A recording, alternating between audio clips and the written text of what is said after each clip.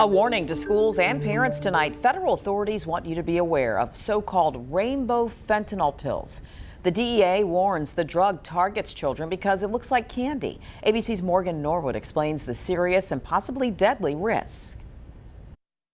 As the fentanyl epidemic tightens its grip on communities across the country, school officials now sounding the alarm about children being targeted. Recent data has documented that we've seen about a 40% increase in the number of deaths among teenagers and young adults due to this very potent opioid, fentanyl. Fentanyl, a synthetic opioid, is considered 50 times more potent than heroin. And the alert comes as the LA Unified School District, the second largest in the nation, announced they'll now stock up on Narcan in every school, K through 12. Individuals die through the consumption of fentanyl because they stop breathing.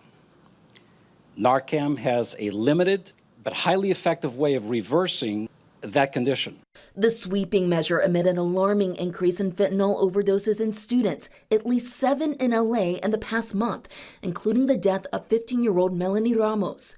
Officials say she overdosed after taking what she thought were Percocet pills, bought from another student. The DEA now warning that younger children are now being targeted by dealers. These colorful pills, known as rainbow fentanyl, are made to look like candy, and dealers are able to set up the sale via social media. Ed Tiernan lost his son Charlie to an overdose after he unknowingly took a fentanyl pill, telling our Los Angeles station KABC in a town hall. Every single young person is vulnerable to this risk.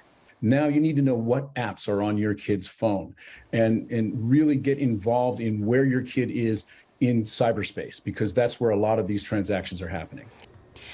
And more than a dozen attorneys generals are asking President Joe Biden to classify fentanyl as a weapon of mass destruction. They say enough fentanyl has been seized in the past year to kill every person in America several times over. I'm Morgan Norwood, ABC News, Los Angeles. In Virginia alone, fentanyl was linked to 76% of all overdoses in 2021. 13 News Now put the spotlight on the dangers and sacrifices that come with the fentanyl addiction. You can hear some of the stories from Virginians. Just check it out on 13newsnow.com and search Fentanyl Crisis, Stories of Heartbreak and Hope.